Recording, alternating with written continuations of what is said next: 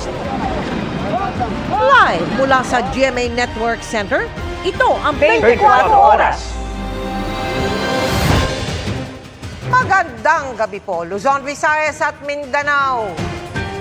Hinold up at pinatay ang isang TNVS driver ng 3 pasaherong kanyang pinikap mula sa Parañaque. Dinig sa dashcam ang karumal-dumal na sinapit ng driver na di pa rin nahahanap ang mga labi. Babala, sensitibo po ang mga mapapanood at madidinig. Nakatutok si John Consulta, exclusive. Madaling araw ng May 18 nang sumakay ang 3 lalaki sa TNVS unit ng driver na si Raymond Cabrera mula sa establishmentong ito sa Parañaque City. Hindi kasama sa mga sumakay ang mismong nag-book sa ride-hailing app. Umalis ang sasakyan pero mapapansing muli itong bumalik sa pick-up point. Bumaba pala ang isa sa mga pasahero at may kinuhang kutsilyo sa halamanan. Merong 3 tao na sumakay sa kanyang sasakyan at ito ay patungong Molino, Bacoor, Cavite. So, nung nandun na sila sa Cavite, nagtuloy-tuloy yung sasakyan. Imbis na may drop off, nagtuloy-tuloy yung sasakyan, nagpaikot-ikot sa Cavite. Sa dashcam ng TNVS, kalsadang dinadaanan lang sa Cavite ang makikita. Pero maririnig sa audio nito na hinold up na ang driver at iba na ang nagmamaneho ng sasakyan. Sa isang punto, maririnig ang usapan ng mga suspect mula sa pagkuha nila ng cellphone ng biktima hanggang sa aktwal na pagpatay sa biktima. Fingerprint mo itong isang cellphone niya. Ay, walang password. Pinatagit yung puso. Hindi mo makuha. Tuluyan nyo na. Patayin ka na namin. Ang assumption natin is ito yung biktima at maririnig natin na siya ay sinasaksak at pinapahirapan ng mga tao na kasama niya doon sa sasakyan. Nagmamakaawa yung biktima at maririnig mo pa yung mga suspect na sinabi na sinaksak at isaksak pa sa puso yung saksakin sa puso yung biktima natin. Napasa kamay ng NBI ang CCTV footage sa Valenzuela City pasado 2:00 ng hapon noong May 18. Kita ang pagparada ng TNVS sa isang convenience store at pagbaba ng 2 sakay nito. Nakita natin sa CCTV yung mga tao na nagdala kung saan pagkadala nila sa convenience store, lumabas sila, sumakay ng pedicab at later on sumakay sila sa isa pang sasakyan. Masakit, sir. Kasi hindi niya deserve mangyari sa kanya yun, sir. Yung dinanas niya dun sa mga taong walang awa po. Pata siya lumaban sa buhay, hindi siya nanluloko ng tao. Tukoy na ng NBI ang pagkakakilala ng mga suspect pero ang katawan ng biktima hindi pa rin nakikita. Ang pinaka-main goal po talaga namin is makita po siya. Kung may ginawa man po talagang hindi maganda sa kanya, kahit mabigyan na lang po namin siya ng maganda at maayos na living po. Nagsampa na tayo ng kaso, ng reklamong carnapping at robbery with homicide laban sa mga tao na posibleng gumawa nitong. Nagre-raise sila ng pondo ng 100,000 na reward para kung sino man ang makakapagbigay ng impormasyon para sa tao na sa asawa na nawawala. Ang pamilya ay nakikiusap, nagmamakaawa sa tulong ng publiko para mahanap ang katawan ng kanyang asawa. Para sa GMA Integrated News, John Consulta, nakatutok 24 Oras. 2 na ang patay sa pagsabog sa paggawa ng baril sa Marikina na ayon sa investigasyon ay dahil umano sa mishandling ng sensitibong kemikal. Ang kumpanya naman nangako magbibigay ng tulong sa pamilya ng mga biktima. Nakatutok si Maki Pulido. Sa pagsabog sa loob ng planta ng gun manufacturing company na Arms Corps sa Marikina City, 2 na ang nasawi. Isa ang sugatan. Sa pagpapatuloy ng investigasyon ng pulisya, tinunguna ng PNP Explosives and Ordnance Team at ng Chief of Police ng Marikina ang planta kanina para panoorin ang CCTV footage ng insidente. Kwento ni Marikina Chief of Police Colonel Joffrey Fernandez, base sa footage, mula sa katabing mesa, nililipat ng isa sa mga nasawing empleyado ang container ng primer mixture sa kanilang work table. Biglang sumabog ang container pagkalapag nito sa mesa. Naputulan ng mga kamay ang may hawak ng container at napuruhan sa dibdib ang katabi niyang kapwa empleyado. pareho silang nasawi. Dahil may shield sa gitna ng work table, nakaligtas ang isa pang empleyadong nasa harap nila. Highly sensitive daw ang mga kemikal ng primer mixture, isa sa mga sangkap sa paggawa ng mga bala ng baril. Posible raw na napalakas ang paglapag sa container na naging sanhi ng pagsabog. Ang sabi ng EOD, possible mishandling o mixture due to high sensitivity, due to impact. Doon sa paglapag niya, kung napalakas yun, kasi yung impact and sensitive yun. Sa inisyal na investigasyon, sabi ni Colonel Fernandez, sumunod sa safety protocols ang Arms Corps base sa kanilang nakita. Sa Arms Corps, wala yung liability kasi nasunod naman ng safety protocols and international standard. Aminado ang Arms Corps na delikado at sensitibo ang proseso, kaya naman daw mahigpit ang kanilang ipinatutupad na safety standards. Dinisenyo raw ang maliit na kwarto para makontain ang pagsabog. Tutulungan daw ang mga biktima ng mga regular employees ng kumpanya. One of them had children. I will make sure the children are taken care of till they're grown-ups. Education at least, minimum. Tumanggi munang magpa-interview ang misis ng isa sa mga nasawing empleyado. Anak naman ni Irma Rubiales ang nakaligtas sa pagsabog. Nabasag daw ang eardrums ng anak na tumanggi rin munang humarap sa media.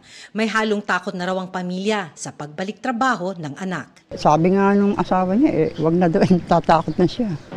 Na-discharge na sa ospital ang kanyang anak at patuloy na nagpapagaling.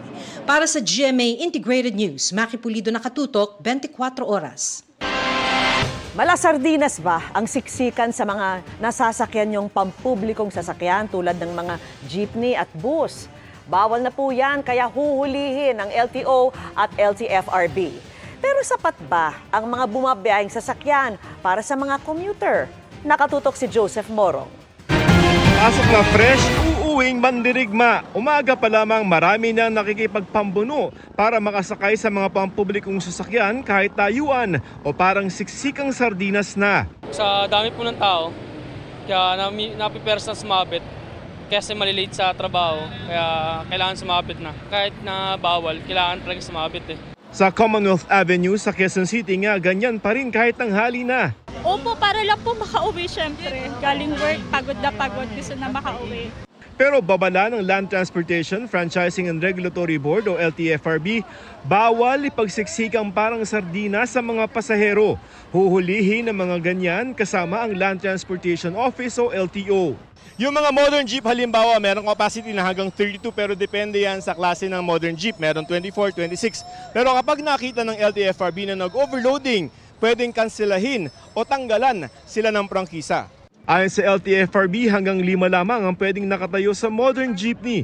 12 hanggang 32 naman ang limit ng mga pasahero sa tradisyonal at modern jeepney depende sa kapasidad nila. 9 hanggang 12 naman ang dapat sakay ng mga AUV, regular van at extended van. Hanggang 50 naman kung mga pampublikong bus.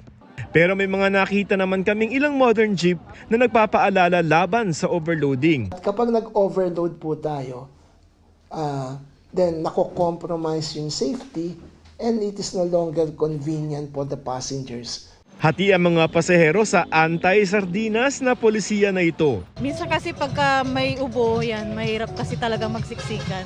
Nagmamadali po. Walang multa sa mga sasabit o tatayo mga pasahero pero ang mga operator ng PUV pagbumultahin ng 5,000 pesos bukod pa sa pwedeng mawala ng prangkisa. Ngayon pa lamang marami ng hirap makasakay o nakikipagpambuno lalo pag rush hour. Kaya paano kung mga pasahero ang mapilit? Wala po kaming magagawa sir kasi pasahero, rush hour, hindi namin kayang awatin yung pasahero. Oo, kasi pera ho yun eh. Paano pagka hindi kami nagpatay, paano kami makakapag-boundary na? Pinag-aaralan ng LTFRB kung nagkukulang ba ang pampublikong transportasyon kaya nagsisiksikan o tuwing rush hour lamang ito. Maaring isang isang point of view na kaya ganyan ay dahil sa kakulangan ng public transport. Pero sa tingin din namin, isa ring contributory factor yung traffic eh. Kasi yung turnaround ng lalo na sa rush hour. Pero sa ngayon, kahit traffic at mabagal ang turnaround, bawal pa rin ang sardinas na mga sasakyan. Para sa GMA Integrated News, Joseph Morong, nakatutok 24 oras. May mga nahukay na bomba sa isang construction site sa UP, Manila kahapon. Pinaniniwala ang ibinaon yan sa lupa noon pang World War II, kaya dinala sa Tarlac para i-detonate o pasabugin. Nakatutok si Jomer Apresto. Sa unang tingin, aakalain mong ordinaryong bakal lang ang mga yan. Pero vintage bomb raw yan, sabi ng mga tauhan ng District Explosive and K9 Unit ng MPD. Na-recover ang mga ito sa isang construction site sa loob ng College of Medicine ng UP Manila pasado alas 3 ng hapon kahapon. Nasa 3 talampakan lang raw ang lalim ng pagkakabaon dito ng matagpuan ng mga construction worker. Accordingly, naguhukay sila ng para sa construction ng new septic tank ng UP College of Medicine building. Immediately, nag-proceed po kami doon to recover or to conduct render safe procedure doon sa sinasabing mga vintage bomb. Mabilis namang na-recover ang mga bomba dahil agad napalikas na mga tauhan ng universidad ang mga construction worker at nakordonan ang paligid nito. Bukod sa 2 vintage bomb, mayroon ding nakuha na isang Japanese grenade. Sabi ng mga otoridad, kung napasobra ang paghukay dito, posibleng matrigger at sumabog ang mga bomba. Ang lawak ng casualty radius, posibleng umabot raw ng mahigit 16 meters o hanggang sa bahagi ng Taft Avenue. Delikado pa rin kasi hindi naman ibig sabihin na natatagpuan natin na in corroded condition siya, kalawang, wala na siyang explosive filler sa loob. Meron pa rin po yun. Marami kaming mga recoveries niyan, especially rito sa Intramuros area, dito sa Manila Bay. Alam niyo na, yung may history siya ng pinagdausan ng ano. Nakatakda namang dalhin sa Tarlac ang mga bomba kung saan i-detonate o pasasabugin ang mga ito. Sabi ng MPD DECU, agad ipagbigay alam sa mga otoridad sa oras na may makita na kahina-hinalang mga bagay tulad dito para maiwasan ang anumang insidente na posibleng magdulot ng panganib. Para sa GMA Integrated News, Jomer Apresto, nakatutok 24 oras. May mga naharang na namang kargamento mula China na misdeclared ang laman. Imbes na manok, aabot sa 100 milyong pisong halaga ng sibuyas, carrots at frozen mackerel ang naharang sa Port of Subic. Nakatutok si Oscar Oida. Mga sibuyas, carrots at frozen mackerel ang tumambad sa mga tauhan ng Department of Agriculture at Bureau of Customs nang buksan ang 10 container van mula China sa Port of Subic sa Zambales. They declared it as chicken lollipops and chicken karage. And it turns out to be sibuyas, isda, and carrots. So misdeclared, definitely.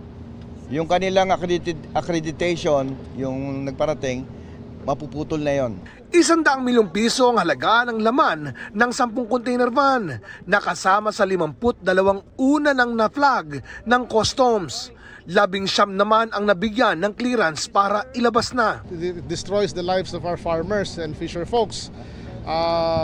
Yung mga legitimate businessman naman na gumagawa ng tama, anything na pumasok na pagkain can be a biohazard.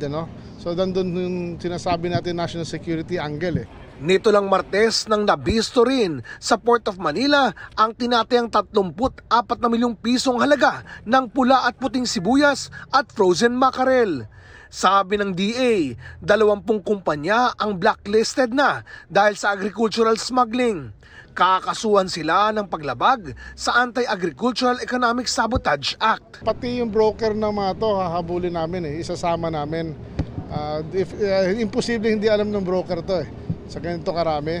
Number one, then yung lahat sa bawat kumpanya, kung 5 stockholder niyan, yung 5 yon hahabulin lahat from the president, the directors, yung corporate secretary. So marami-rami yon. Kung 18 yun, 18 times 5 or 20 times 5, 100 tao yan, hahabulin namin. Para sa GMA Integrated News, Oscar Oida, nakatutok 24 oras. Inalmahan ng ilang kongresista, pati na ng palasyo, ang pagbansag ni Senador Mid Zubiri na witch hunt ang impeachment trial laban kay Vice President Sara Duterte. Nakatutok si Tina Panganiban Perez. should accept. May ibang dating sa mga impeachment prosecutor ang sinabi ni Senator Mig Zubiri sa impeachment trial ni Vice President Sara Duterte. I have to listen to the evidence that will be presented by them. Of course, I have some biases. I think that it is a witch hunt because they want to remove her from public service para yung iba makaupo at yung iba ay mawawalan ng kandidato na kalaban pagdating sa halalan ng 2028. But I will set that aside. I'll set my bias aside because we have to follow the process. Sa paghalintulad ni Zubiri sa isang witch hunt ang impeachment, sinabi ni Representative Lawrence Defensor na hinay-hinay lang sa mga binibitawang pahayag. It's very unbecoming of a senator judge in an impeachment trial to say that the impeachment complaint and the trial is a witch hunt. Hindi dapat nanggagaling yon sa isang senator judge who are expected to receive the evidence with impartiality and to treat the impeachment as a constitutional process. Umalma rin ang ilang kongresistang sumuporta sa impeachment. Walang witch hunt na nangyayari. In fact, ang nangyayari ay gusto natin makuha yung Wicked Witch of the South na kung saan yung kanyang pagtatakbo ng confidential funds na ayaw niya ngang sagutin yung mga tanong natin. Witch hunt? Sino tinatawag niyang witch? Bad yan, ha? Sabi pa ng isang kongresistang inaasahang magiging bahagi ng prosecution panel, insulto sa Kamara at mga nagsusulong sa impeachment ang pahayag ni Zubiri. It's really unfortunate. It's an insult to the House as the initiator of the impeachment process. Also an insult to the various groups that filed those first 3 impeachment complaints bago nag-adopt diretso yung more than 1/3 of the members of the House.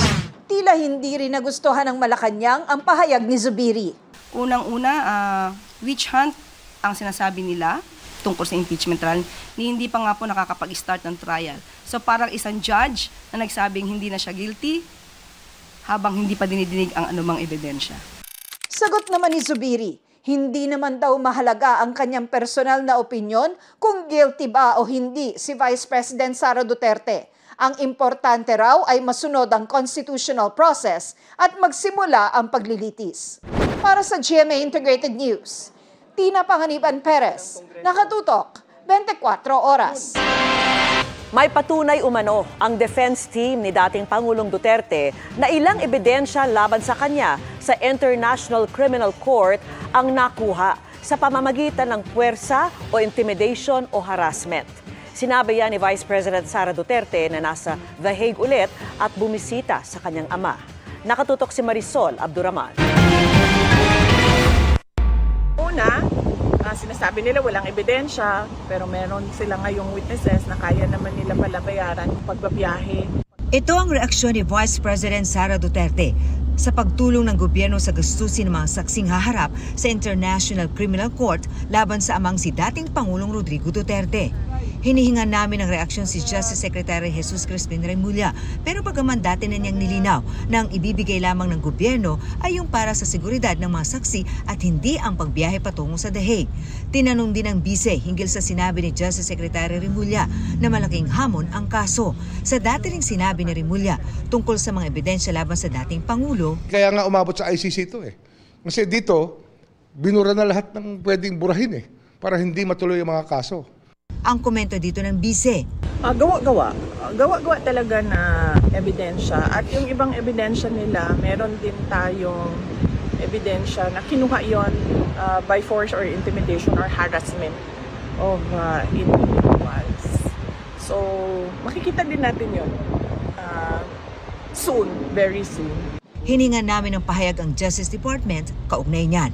Nasa The Hague muli ang bise para dalawin ang kanyang ama na si dating Pangulong Rodrigo Duterte na hanggang ngayon ay nakakulong pa rin sa ICC. Ayon mismo sa VP, ilang araw siyang mananatili roon. Si PRD, kanina ipa-expound kung ano yung skin and bones, payat siya at sobrang payat niya na hindi niyo pa siya nakita na ganito kapayat. Siguro nakita ko siyang ganito kapayat nung binata pa siya and sa photo. Hinggil naman sa sinabi ni Pangulong Bongbong Marcos na tigilan na ang pamumulitika, sabi ng bise. Siguro tumingin siya sa salamin, no? Pag sinasabi niya yung stop na ang pamumulitika kasi sila yung namumulitika. Ang ginagawa lang namin lahat ay sumasagot kami, di ba? Wala naman kaming ginagawang atake. Ang sa amin lahat ay sagot at depensa. So, sila ang tumigil. Muling iginiit ng Malacanang na wala silang kinalaman sa impeachment case laban sa bise. Tugon naman ng palasyo sa balak ng defense team ng dating Pangulo na isumiti sa ICC ang report ng Senate Committee on Foreign Relations na nalabag umano ang karapatan ng dating Pangulo nang siya ay arestuhin. Baka maging negatibo pa po sa kanila. Kung makikita po siguro ang pag-iimbestiga doon at makikita kung paano ito ginawa, siguro hindi naman po bulag ang ICC judges para makita kung ano ba talaga yung maaaring naging katotohanan dito. Para sa GMA Integrated News, Marisol Abduraman, Nakatuto, 24 Oras. Happy Tuesday, chikahan ng mga kapuso! Kagabi na nga napanood ang pilot episode ng Beauty Empire na sunod-sunod agad ang pasabog sa unang gabi pa lang. Pero may mga dapat pang abangan sa mga susunod na araw, kagaya na lang ang kwento ng bawat character that represents empowered women. Makichika kay Aubrey Carampel. In their glam outfits, ang mga bida ng newest Kapuso series na Beauty Empire nang bisitahin ng GMA Integrated News ang kanilang taping location. Glowing in white si Kapuso Prime Princess Barbie Forteza na gumaganap as Noreen Alfonso. Sultry in her black gown si Kaylin Alcantara as Shari De Jesus. And as always, elegant and classy si Miss Rufa Gutierrez as Velma Imperial. Ang kinukunan nila ang opening scene na isa raw sa highlights ng serye. Dahil nga ito ang core ng storya ng show namin, di ba? Beauty, fashion, revenge. So syempre, expect nothing less. Obviously, di ba? Actually, ito ang pinaka-importante na scene sa Beauty Empire. Ito yung pinaka-importante na sequence of scenes sa Beauty Empire. Sa pilot pa lang, may pasabog scene na agad.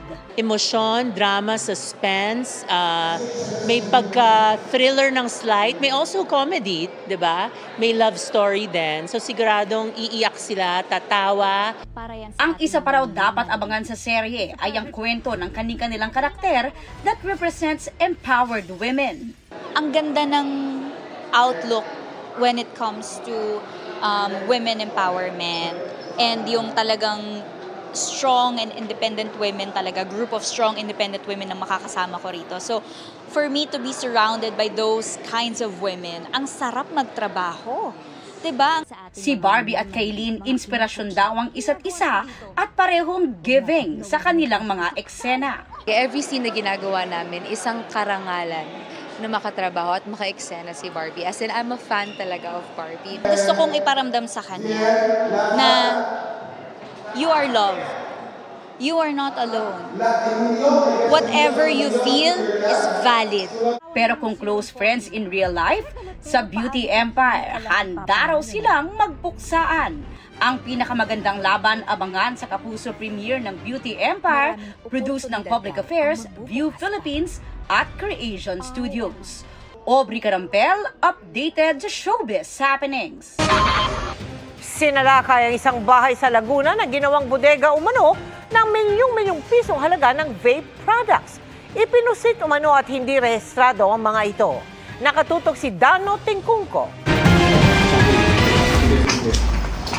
Halos 30 milyong pisong halaga ng vape products ang nasabat ng NBI at Department of Trade and Industry sa isang bahay na ginawang bodega sa Biñan, Laguna.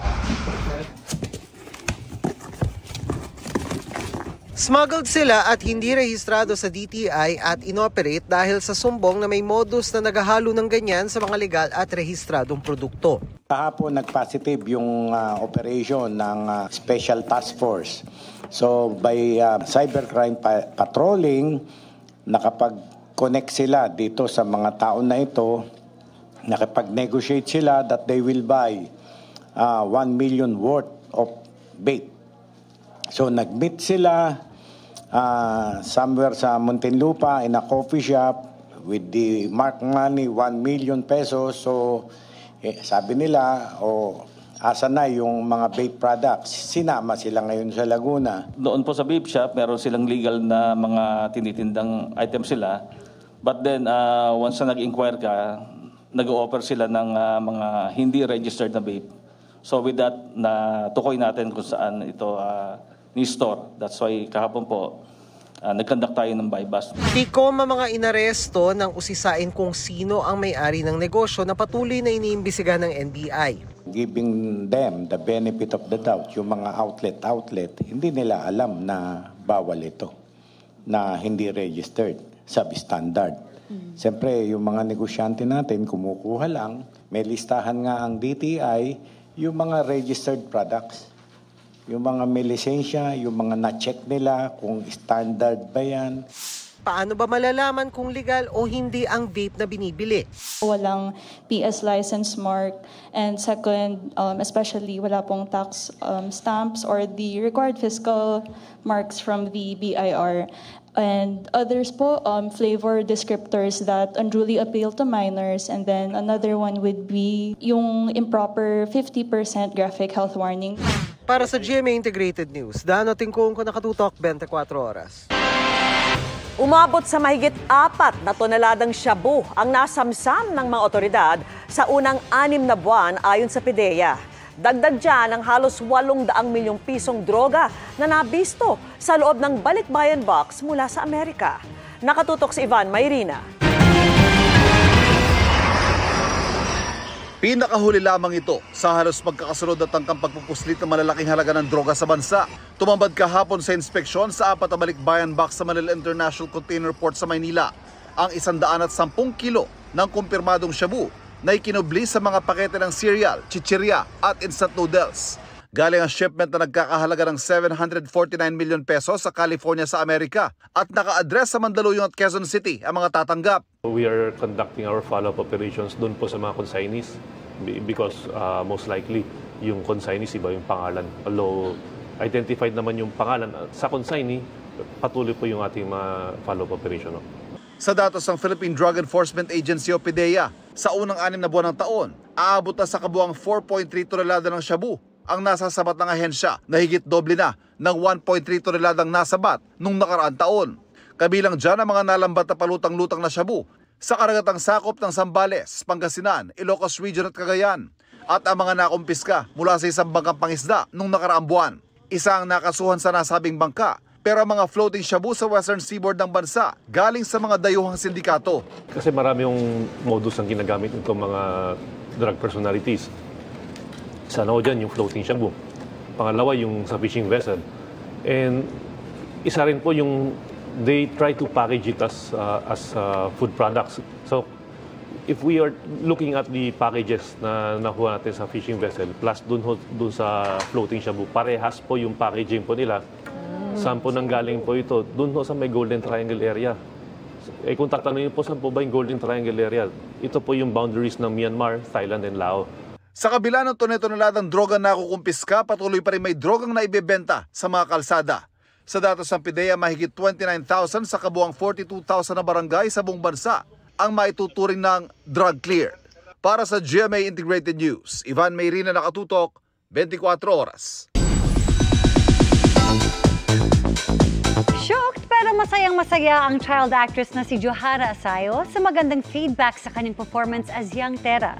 Binigyan na raw kasi niya ng hustisya ang turing kay Tera na bagong tagapagligtas ng Encantadia. Makichika kay Aubrey Carampel. Mapagmahal, matulungin, palaban, at handang ipagtanggol ang mga inaapi. Ganyan natin nakilala ang batang si Tera, ang anak ni Sangre Danayan na isinilang at lumaki sa mundo ng mga tao. Ginagampanan niya ng child actress na si Johara Asayo. Bukod sa kanyang husay sa pagganap at morena features, marami ang nakapansin sa pagkakahawig niya kay Kapuso Prime Gem Bianca Umali. Kaya perfect daw siya as young version ni Tera. Surprised ako kasi ang ganda po ni Ate Bianca. I mean, nakaka-shock po yung beauty niya. And nagpapasalamat po ako kasi ang dami pong nagsasabi na kamukha ko siya. Mismong si Bianca napansin din na ka-look-alike nga niya si Johara at hanga raw siya sa pagganap nito. Masaya ako kasi Ate Bianca, ang galing niya po umarte. And receiving na compliment galing sa kanya. Thankful po at saka nakakalambot po ng puso. Ang 12-year-old actress, thankful sa pagkakapili sa kanya para gampanan ang isang importante at challenging na karakter sa Encantadia. Maging mga kaklase nga raw niya, madalas siyang biruin. Lagi po nilang sinasabi na ilabas mo yung brilyante mo, ilabas mo yung brilyante mo. Kaya nakakatuwa lang din kasi ang dami din po talagang nagsusupport. Sa episode kagabi, unti-unti nang naipamamalas ni Tera ang kanyang kapangyarihan. Please, huwag niyo kami sasaktan. Please. Nang mapaamo ang isang tigre para iligtas ang isang bata. Mga ibon Humingi rin siya ng tulong sa mga ibon na walang awa namang pinagbabaril ng grupo ni Emil.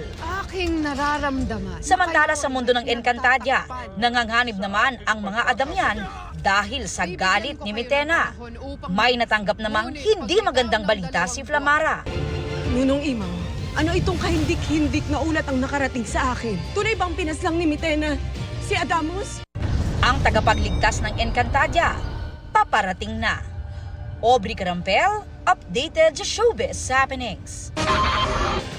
2 sugatan sa pag-atake ng grupong Houthi sa barkong may 21 sakay na Pilipino habang dumaraan sa Red Sea. 2 iba pa nawawala, nakatutok. Si JP Soriano. Dumaraan sa Red Sea, malapit sa Yemen, ang barkong Eternity Sea nang atakihin ng grupong Houthi na sinusuportahan ng Iran. 2 ang naiulat na nawawala at 2 rin ang sugatan, bagamat di pa tinukoy ang nationality. Gayunman, halos tiyak ng ilan sa kanila ay Pilipino dahil isa lang naman sa mga sakay ang Ruso at puro Pilipino na ang 21 iba pang sakay. Bago nito, inatake rin ng Houthi sa Red Sea nitong linggo ang MV Magic Seas na may sakay na mga Pilipino. Ligtas silang lahat ayon sa Department of Migrant Workers o DMW. They were rescued and transported to Djibouti. The ship was not as lucky, na-damage yung ship and was abandoned, and now the crew are headed home. Nangyari ang mga pag-atake sa gitna ng binubuong ceasefire at hostage deal sa Gaza sa pagitan ng Israel at grupong Hamas. At sa kasabay na pulong ni US President Donald Trump at Israeli Prime Minister Benjamin Netanyahu sa Amerika. Dahil sa mga pag-atake, nakikiusap ang DMW sa mga may-ari ng barkong may sakay na Pilipino na iwasan ang Red Sea at Gulf of Aden. Pinag-aaralan na kung maghihigpit ba o pagbabawalan ba ng gobyerno ng Pilipinas ang pagsampa ng mga Pilipino sa barkong dumaraan sa Red Sea. Itong huling attack on the Eternity Sea mukhang intense. Merong drones, merong rocket grenade launchers involved. So, meron tayong minamatsagan na intensified attacks, and so we will get the necessary signal from the security political side here in government, which is essentially DFA and DND. Sa ngayon, ang sasakay muna sa 2 barkong inatake ang hihigpitan. Both principals in the MV Magic Seas and the MV Eternity Sea will definitely be prohibited from boarding Filipino seafarers. Tiniyak naman ng manning agency ng Eternity Sea na gagawin ng lahat para sila ay matulungan at lahat ng 21 Pilipinong sakay nito habang hinihintay pa ang full report. Para sa GMA Integrated News, JP Soriano, nakatutok 24 oras. Posibleng magpatuloy ang pag-ulan sa malaking bahagi ng bansa hanggang Biyernes ayon po yan sa Pag-asa. May binabantayan kasing bagong cloud cluster o kumpol ng mga ulap sa bahagi ng Taiwan. Posible ang maging low pressure area ayon sa Pag-asa kaya patuloy na tumutok sa mga update. Ang isa pang LPA na nasa labas naman ng Philippine Area of Responsibility hindi na inaasahang makakaapekto sa bansa. Pero patuloy ang pag-ihip ng southwest monsoon o hanging habagat na magpapaulan. Batay po sa datos ng Metro Weather, umaga pa lang bukas ay posibleng ulanin ang kanlurang bahagi ng Luzon at ilang bahagi ng Mindanao. Pagsapit naman ng hapon, inaasahang uulanin na rin ang Bicol Region at ilang bahagi ng Quezon Province. May heavy to intense rains, partikular sa Central Luzon, Mindoro, pati sa Eastern at Western Visayas at ilang bahagi ng Mindanao. Posible ang malalakas na ulan kaya mag-iingat po sa baha o pagguho ng lupa, lalo na sa mga lugar na ilang araw nang inuulan. Sa Metro Manila naman, hindi pa rin inaalis ang tsansa ng ulan sa hapon o gabi dahil sa localized thunderstorms, kaya ugaliin ang pagdadala ng payong. Nagpahayag na ng intensyon na umatras sa settlement agreement kaugnay sa Makati Subway System ang administrasyon ni Makati Mayor Nancy Binay. Ayon sa City Hall, mahihirapan silang magbayad ng halos 9 bilyong piso para rito, lalo't katumbas na nito ang ilang programa ng lungsod. Nakatutok si Sandra Aguinaldo. Sa gitna ng investigasyon sa naunsyaming Makati Subway System, inanunsyo na ng Makati City Hall sa pamumuno ni Mayor Nancy Binay ang intensyon nitong umatras sa settlement agreement na pinirmahan ng nagdaang administrasyon ng kanyang kapatid na si dating Mayor Abby Binay. Aniya, ipapaalam nila ito sa Singapore International Arbitration Center kung saan dumulog ang consortium ng Philippine Infradev Holdings na naka-joint venture ng City Hall sa proyekto.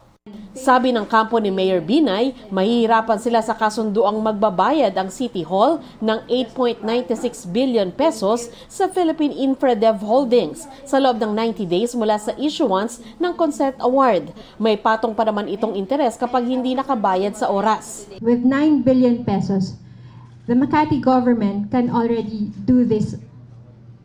Provide a 5,000 monthly allowance for 10 years. To 15,000 students. With this big amount, we can already cover 45,000 Makati residents of preventive medical care worth 20,000 pesos per year in a span of 10 years. Patuloy daw na inaalam ng kanilang team kung ano na ang status ng subway bago ito mahinto. Sabay sabing nahirapan umano silang kumuha ng impormasyon mula sa dating pamunuan. The documents we have on the subway team is really isang karton lang. Maliit lang. Ang laman lang, kontrata, annexes, appraisal, ganun. Pero kung tanungin mo kung anong laman, kung ano na nagawa, wala nakaalam sa City Hall. Ang nakaalam lang yung developer. Mamakawa pa kami mabigyan ng dokumento dito. Hininga namin ng komento si dating alkalde Abby Binay at ang Philippine Infradev Holdings pero wala pa silang sagot. Pero nauna nang sinabi ng dating mayora na hindi dehado ang Makati City Hall sa settlement agreement. Natatapos aniya sa legal uncertainty. Makokontrol din aniya ng City Hall ang pagsusulong ng subway project dahil ito na ang magiging full owner ng Makati City Subway Incorporated at land assets nito. Delikado at magastos rin umano kung ituloy ang arbitration case imbis na settlement dahil kung matalo, $1.7 billion o mahigit 90 billion pesos ang posibleng bayaran ng Makati. Bukod sa Makati Subway, imbestigahan din ayon sa bagong city administration ang iba pang public partnership ng dating administrasyon. We intend to form a fact-finding commission to determine anomalies in the subway project. And third, we will investigate other public-private partnership projects previously entered into by the previous administration. The other projects that we intend to look into are the Makati Life, Makati Zen Card. Sinisikap din naming hinga ng pahayag kaugnay niyan ang dating alkalde. Para sa GMA Integrated News, Sandra Aguinaldo, nakatutok, 24 oras. Ipinatawag ang Chinese ambassador to the Philippines ng Department of Foreign Affairs. Kaugnay ng pagban kay dating Senador Francis Tolentino sa mainland China, Hong Kong at Macau. Ayon sa DFA, bagaman nasa legal na kapangyarihan ng China ang parusa, inconsistent o hindi naaayon sa pamantayan ng mutual respect at dialogo ang hakbang na ito laban sa democratically elected officials. Pinahalagaan nila ng Pilipinas ang freedom of expression at tungkulin ng mga senador at iba pang opisyal na questionin ng mga issue kaugnay sa national at public interest. Ang desisyon na iyan ng DFA, suportado ni Tolentino. Iginit naman ng Chinese Embassy na meron talagang pagbabayaran sa pananakit sa interes ng China at pinatawa ng parusa si Tolentino dahil sa inasal nito kaugnay ng mga issue na may kinalaman sa China. Aabot sa 54,000 pesos ang average outstanding na utang kada credit card sa Pilipinas. Ayon po sa Credit Information Corporation o CIC, 10% ng 21 million credit cards sa bansa ang hindi pa nababayaran. Nakatutok si Bernadette Reyes. Dahil naengganyo ng mga kaibigan, kumuha ng credit card si Mark, hindi niya tunay na pangalan. Nakatulong niya ito para itawid ang pangangailangan ng kanyang pamilya hanggang sa mabaon siya sa utang. Napapadami po yung bili ko ng mga like shoes, mga ganun po, mga luho ko po. Yung interest, lumalaki na po yung per month ko hanggang nahirapan na po ako makapagbayad kasi yung sweldo ko po is sakto lang. Ayon sa isang financial literacy advocate, problema talaga ang hindi responsableng paggamit nito. Let's say, example, meron kang 100,000 credit limit. Feeling mo, gusto mong ubusin, kung hindi ka na nga nagbayad ng buo, hindi ka pa nagbayad, di ba, on time, may penalty ka pa, kaya nagpapatong-patong po siya.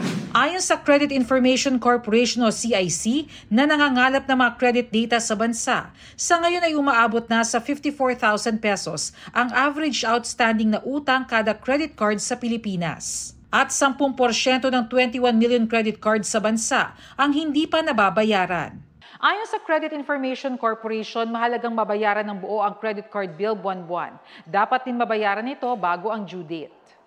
Kapag hindi raw kasi nababayaran ng buo, magkakaroon ng interes at lalaki ang kanilang bayarin. Wala mang nakukulong sa utang, may epekto ito sa access natin sa ibang utang tulad ng mga loan na mahalaga lalo kung kailangan na sila. Kapag hindi natin ito bayaran, pag nireport po ang status ng utang ninyo sa CIC, magiging negative po yan. At ang magiging epekto niyan ay kapag mag-apply po tayo ng panibagong utang in the future, lalabas po na meron pa tayong hindi nababayarang obligasyon. Kaya payo ng mga eksperto, if you don't have the money to spend, di ba, wag kang isaswipe or wag mo isaswipe yung credit card mo. Para sa GMA Integrated News, Bernadette Reyes, Nakatutok, 24 Oras.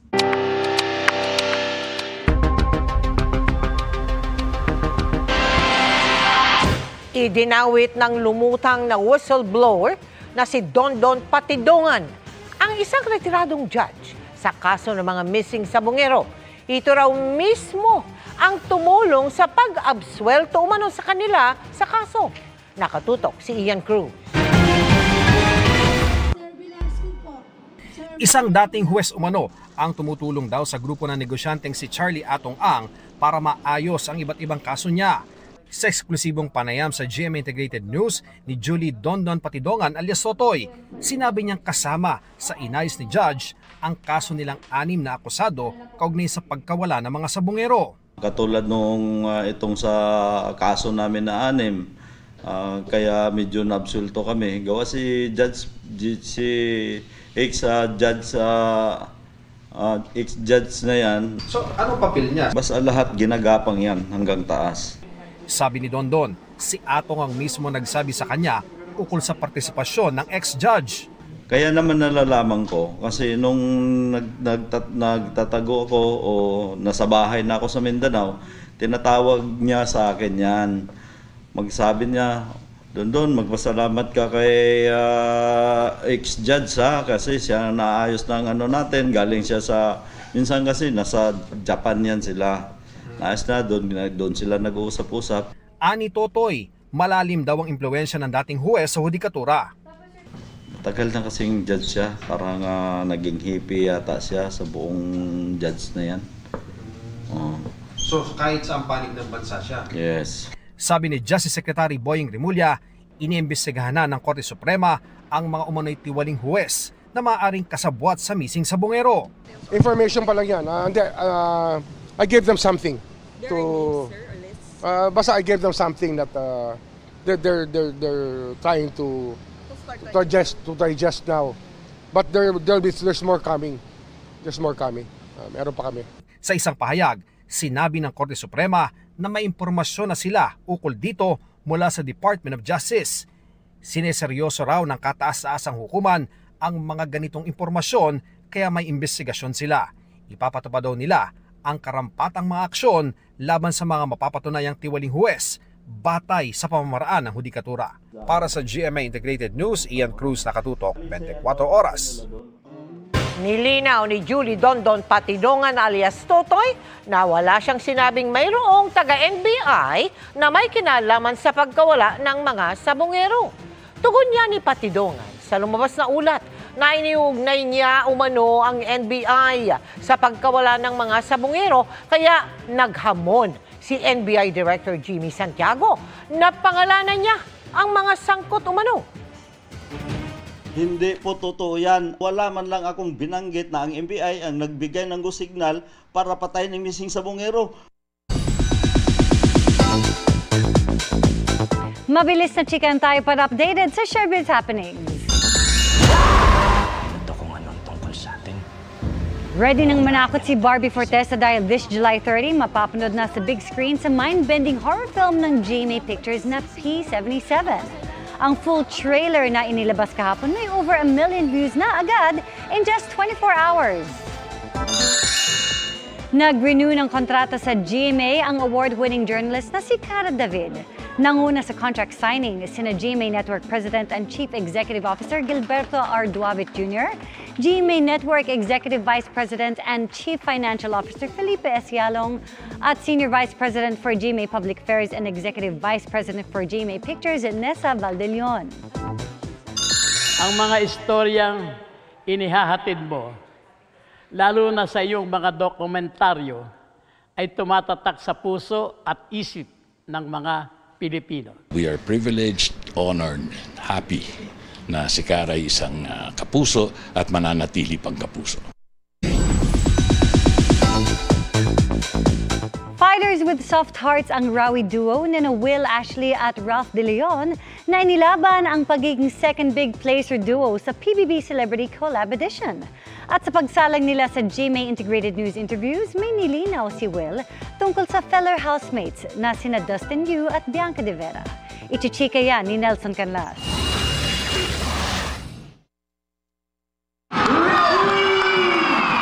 It's giving dark horse vibes ika nga ng ilang netizens ang Rawi duo ni na Will Ashley at Ralph De Leon. Matapos silang itanghal na second big winners ng kauna-unahang PBB Celebrity Collab Edition, never beating the competitive duo allegation dahil talagang ipinaglaban daw ni na Will at Ralph ang kanilang pamamalagi sa loob ng bahay ni Kuya. Meron man po akong ginagawang isang bagay, gusto kong ibigay talaga yung 100% best ko.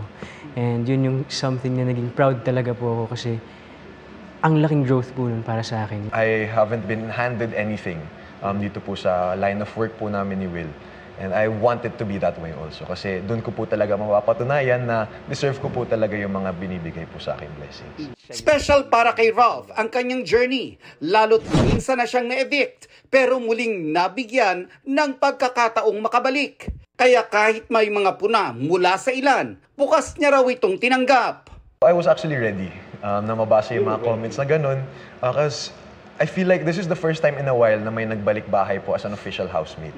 So, syempre po ako, prepare ko na din po yung sarili ko for the worst case scenario, which also natutunan ko po actually dun sa loob ng bahay na hindi po talaga maganda yung palagi mangyayari. As for Will, struggle is real man dahil sa kanyang pagiging introvert. At kahit minsan daw ay naisip na niya noong mag-voluntary exit sa tindi ng pagka-homesick. Pinalakas ng kanyang housemates at fans ang kanyang loob para ituloy ang laban. Isa na rito ang kanyang kaibigan na si Jillian Ward na full support online at personal na sumuporta sa mismong big night. Speaking of Jillian, matapang ding sinagot ni Will ngayong nasa outside world na siya ang naging feud sa pagitan ni Jillian at ni Sofia Pablo. So hindi dahil sa'yo? Honestly, like, parang it's not my thing to say po talaga kung ano po yung dahilan ng pinagawayan po nila. Kasi honestly, hindi rin naman po ako yung makakapag-ayos nun, kundi silang dalawa lang naman din po. Ready naman daw siyang maging instrument para magkaayos ang dalawa na pareho niyang kaibigan. Mabibigyan ako ng pagkakataon at pareho po silang bukas para mag-usap or maayos kung ano man po talaga yung pinagmulan po talaga or ano pa yung napakaraming rason po nun. Gagawin ko po. May nilinaw din si Will tungkol naman sa tila triangle na nabuo sa loob ng bahay ni Kuya. This time, kasama naman si Dustin Yu at Bianca De Vera. Nasettle nyo ba yung triangle na yon? Triangle? Wow! Was there ever To be honest, wala po naging triangle talaga sa loob ng bahay. Alam po lahat ng mga housemates yan. Bakit kayo shin-shift in a way? Siguro po kasi nagkaroon din po kami ng work together. Nagbigay rin ng reaction si Will sa pag-amin recently ni Dustin na nagselos siya noon kay Will. That, I don't know. We had a talk na parang, yun nga po, na support ko sila. Nagiging honest ako doon at sinasabi kong buo na sinusuportahan ko siya. Masaya ako sa naging storya nilang dalawa. At yun nga, kagaya ng sinasabi ko sa mga housemates po, sana talaga malala nila talaga sa labas po. Nelson Canlas, updated sa Showbiz Happenings. Sumalpok ang isang truck sa isang bahay sa Binangonan, Rizal. Nakatutok doon live si Rafi. Rafi. Vicky, pasensya na kung hindi ko taganong marinig dahil napakalakas ng buhos ng ulan ngayon dito sa Barangay Darangan, dito nga sa Binangonan, Rizal, kung saan nangyari ang insidente. Pasado alauna kanina, mag-alas 2 ng hapon, kung saan isang dump truck nga o truck ng basura ang dumaos-dos dito sa pababang bahagi ng Barangay Darangan at tumama dito sa isang bahay at isang tindahan. Dead on the spot ang driver nitong mismong dump truck dahil naipit siya dito sa may driver's side ng kanyang sinasakyang dump truck. Punong-puno raw ng basura ito kanina na mangyari yung insidente. Kwento sa atin ng NDRRMO ng Binangonan ay nasa taas sa bahagi sila ng kalsada at inutusan ng driver yung kanyang pahinanti na tanggalin na yung kalso dahil sila ay pupunta na dito sa babang bahagi ng kalsada nang bigla itong dumaos-dos at nawalan daw ito ng preno at dumire-diretso nga hanggang sumalpok na ito dito sa may bahay at tindahan.